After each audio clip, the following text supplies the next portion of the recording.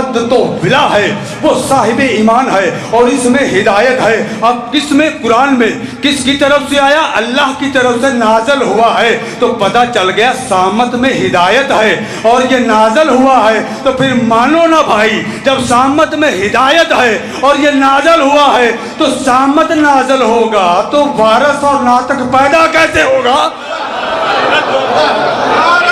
توجہ توجہ، میں شبیر بھائی سوال قائم کرتا جا رہا ہوں، گھروں میں سوچنا بھئی اللہ نے اسے نازل کیا ہے، اس میں ہدایت ہے، تو ایک چیز طے ہو گئی، ہادی اللہ کی طرف سے ہوتا ہے، اس کے پاس ہدایت بھی ہوتی ہے، رحمت بھی ہوتی ہے، شفا بھی ہوتی ہے، شفا بھی ہوتی ہے۔ شفا پہ ایک جملہ کہوں گا، بس ٹائم بہت شارٹ ہے۔ آپ نے سنا تھا نا وہ فطرس اور آیا تھا تو رسول نے کیا کہا تھا حسین کے گہوارے سے؟ یا رسول اللہ کہ آپ شافی نہیں ہیں، آپ اپنے بدن سے مس کر لیں۔ چلیے ٹھہریے، یا رسول اللہ آپ رحمت کلی ہیں، کر سکتے ہیں، تیرا بھائی، تیرا وسیع، تیرا جانشین علی کھڑا ہے، علی سے مس کر دیں۔ فرمایا نہیں۔ حسن کھڑا ہے، گہوارے سے مس ہونا حسین سے؟ اچھا وہ جو گہوارہ تھا کس مستری نے بنایا تھا اور اس گہوارے پہ کون سی آیتیں لکھی تھی بتاؤ؟ وہ دیکھیے ہم یہاں سے آئے ہیں، گاؤں کے لوگ ہیں، آپ کہیں گے میں ایک دلیل، اس کے بعد وہ گہوارہ کہاں گیا؟ کس کے بعد؟ کتنا عرصہ وہ یہاں رہا اور کب کہاں سے آیا؟ کس لکڑی کا بنا تھا؟ اس کے دائیں بائیں کون سی آیات تھی؟ سر کی طرف کون سی آیت لکھی تھی؟ حسین اس گہوارے میں تھے، کون سے رنگ کا لباس پہنا تھا؟ حسین کے سینے پہ جو آیت لکھی تھی وہ کون سی تھی؟ اب میں نہیں بتاؤں گا، ڈھونڈو تلاش کرو، جسے لاکھ لاکھ دیتے ہیں اس کا حق بھی بنتا ہے، ذرا بتائے نا شبیر بھائی، ان کا حق بنتا ہے، مالک ان کی زبانوں میں تاثیر فرمائے، ہمیں کوئی حق نہیں ہے، لیکن اتنی نیاز لے کر مومنین کی مودت کا حق ادا کرنا چاہیے۔ کب گہوارے سے مس ہو؟ دلیل دوں، موسیٰ نے کہا تھا میں تجھے دیکھنا چاہتا ہوں، اللہ نے کہا اس جبل پہاڑ کی طرف دیکھ، پہاڑ کی طرف دیکھ، اگر پہاڑ قائم رہا میری تجلی سے تو مجھے بھی دیکھ لے گا۔ فَلَمَّا تَجَلَّى رَبُّهُ جَعَلَ لَهُ دَكًّا خَرَّ مُوسَىٰ صَعِقًا، جیسے ہی کوہ طور پہ تجلی الوہیت چمکی، طور پاش پاش ہو گیا، موسیٰ کے سر پہ امامہ تھا، موسیٰ گرے، امامہ ایک طرف، عصا ایک طرف، موسیٰ پیغمبر بے ہوش پڑے ہوئے ہیں بے تجلی دیکھ کر۔ اور تجلی کی ڈیفینیشن ہی یہ ہے، ایک شعاع کا ایک مقام سے نکلنا، سامنے والے مقام پہ سیدھ میں جانا، وہاں پہ چمکنا، واپس اسی سیدھ میں لوٹ جانا، یہ تجلی ہے۔ یہ شبیر بھائی یہ تجلی ہے، تجلی۔ اب معصوم سے پوچھا گیا مولا وہ رب کی تجلی تھی؟ اب ایک جملہ دینے جا رہا ہوں، انشاءاللہ دعا دیں گے، مجھے بہت کلوز کر دیا میں نے۔ کیوں کہا تھا پیغمبر نے حسین کے گہوارے سے؟ حسین بادشاہ سے پوچھا گیا تجلی کس کی تھی؟ فرمایا اللہ نے حسین کی پیشانی کے نور کی تجلی کو کوہ طور پہ پھینکا تھا۔ جیسے ہی حسین کی پیشانی کے نور کی تجلی کوہ طور پر آئی، طور پاش پاش ہو گیا اور موسیٰ بے ہوش ہو گئے۔ پیغمبر جانتے تھے اب وہ حسین گہوارے میں ہے جس کے نور کی تجلی کو کوہ طور برداشت نہیں کر سکتا، اس حسین کے وجود کی حیبت کو فطرت کا بدن برداشت کیسے کرے گا؟ یہ تھا معاملہ صاحب، یہ معاملہ تھا، یہ نکتہ تھا شبیر بھائی۔ ہم دلیل دیتے ہیں کہ گہوارے سے وہ نسبت ہو گئی، بالکل یہ ٹھیک ہے، لیکن اصل راز یہ تھا پیغمبر جانتے تھے حسین کی تجلی کو، جلال کو، حیبت کو یہ فطرت برداشت نہیں کر سکے گا، فرمایا گہوارے سے، اور گہوارے میں پورا کرنٹ تھا، پورا، اور گہوارے سے مس ہوا۔ جس حسین کی لکڑی کا جھولا فطرس کے لیے شافی ہو سکتا ہے، میں علی کو شافی کہہ دوں تو برداشت نہیں ہوتا۔ بس دو جملے اور میں ختم کر دوں۔ ہم نے اس قرآن کو شبیر بھائی نازل کیا، اس میں ہدایت ہے، ہادی اللہ کی طرف سے آتا ہے، ہادی نازل ہوتا ہے، ہادی پیدا نہیں ہوتا، ہادی لا ریب ہوتا ہے، یہی وجہ ہے بے عیب ہونے کی۔ تیرے میرے سلطان الانبیاء پیغمبر نے عرب کے کافروں کے سامنے کہا تھا، کافروں تمہارے خدا اندھے ہیں، میرا خدا بصیر ہے، تمہارے خدا گونگے ہیں، میرا خدا کلیم ہے، تمہارے خدا بہرے ہے، میرا خدا سمیع علیم ہے، تمہارے خدا ناقص اور فارغ ہے، میرا خدا علی کل شیء قدیر ہے۔ جتنی کتابیں ہیں جا کے اٹھاؤ، مکھی پہ مکھی بٹھائی ہوئی ہے، نتیجہ کچھ بھی نہیں دے سکے۔ یہ معصومین کا شکریہ ادا کرتے ہیں جنہوں نے دیا ہے ہمیں نتیجہ۔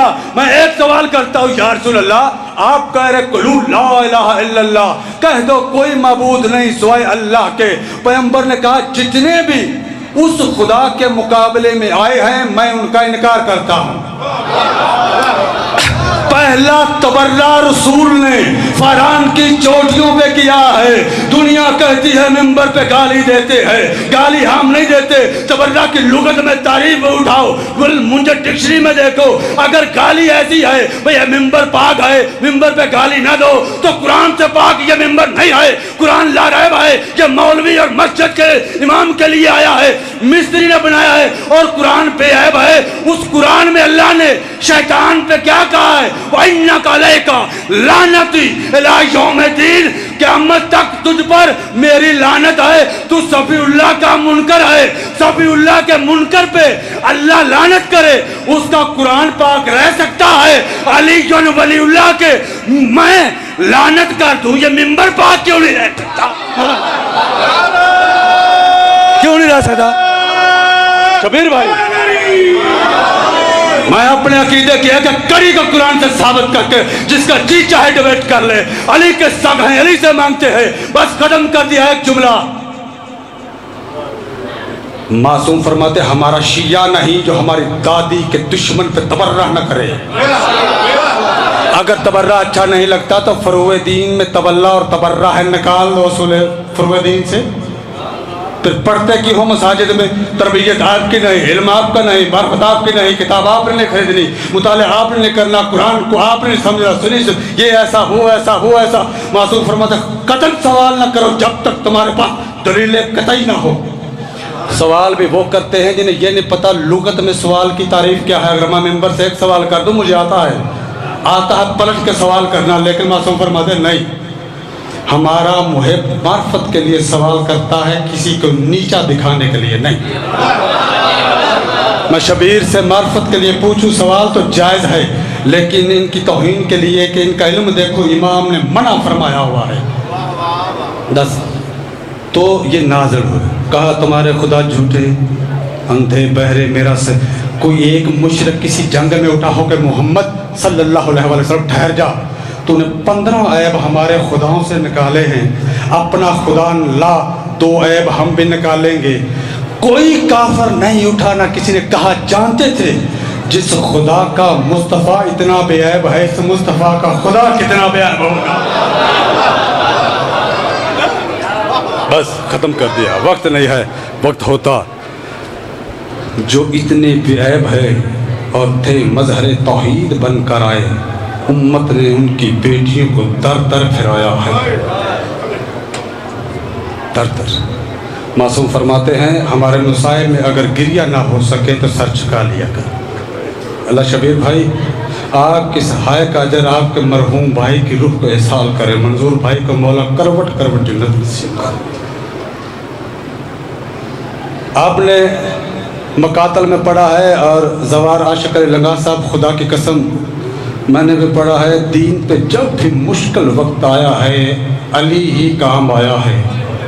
وہ علی اصغر کی صورت میں ہو، وہ علی اکبر کی صورت میں ہو، وہ اون و محمد کی صورت میں ہو، وہ قاسم کی صورت میں ہو۔ میں آج پڑھ رہا تھا لقمان حکیم، وہ سفر پہ چلے گئے، کافی عرصہ بیت گیا، واپس آ رہے تھے تو ان کی ملاقات اپنے ایک غلام سے ہوئی۔ لقمان نے کہا میرے گھر کے حالات بتا۔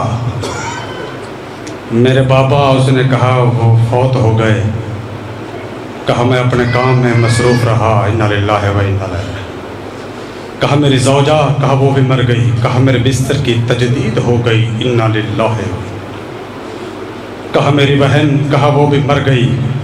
اس نے کہا میری عصمت پوشیدہ ہو گئی، انا للہ و انا الیہ راجعون۔ اب جملہ میں جب کہوں گا تو آپ سمجھ جائیں گے۔ اس نے کہا میرا ایک بھائی تھا، اس نے کہا وہ بھی پردہ کر گیا، فوت ہو گیا۔ فرمایا ہائے میری کمر ٹوٹ گئی۔ اب سمجھے نا، حسین نے عباس کے لیے جملے کہے ہیں۔ اتنا وزن تھا بھائی کے اس شجاعت کا، جو لقمان کا چھوٹا بھائی تھا۔ کہا میری کمر ٹوٹ گئی۔ حسین نے بھی عباس جب چلے تھے مقتل میں کہا میری کمر ٹوٹ گئی۔ امامت کا زور ہے۔ بس ایک جملہ مجھے کہنا ہے، سید بحر العلوم بہت بڑے علامہ گزرے ہیں، 1212 ہجری میں ان کی وفات ہوئی تھی۔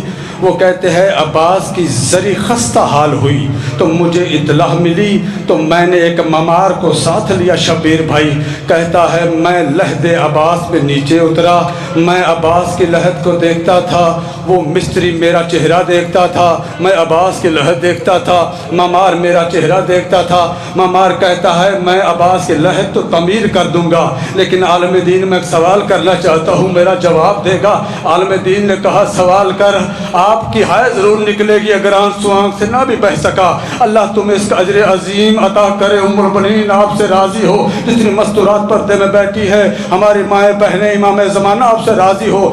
اس نے کہا سوال کر۔ ممار کہتا ہے میں نے سنا بھی ہے، تھوڑا سا میں پڑھنا بھی جانتا ہوں، میں نے سنا ذاکرین علماء سے ہے عباس بڑے دراز قد تھے، عباس بڑے جوان تھے، سینہ عباس کا چوڑا تھا، جب عباس گھوڑے پہ سوار ہوتے تھے عباس کے پاؤں زمین سے مس ہوتے اور لائن کھنچ جاتی۔ عالم دین نے کہا تو ٹھیک کہہ رہا ہے۔ اس نے کہا اگر میں ٹھیک کہہ رہا ہوں تو عالم دین تجھے عباس کا واسطہ بتا، جوان کی قبر بھی بڑی ہوتی ہے، یہ قبر اتنی چھوٹی کیوں ہے؟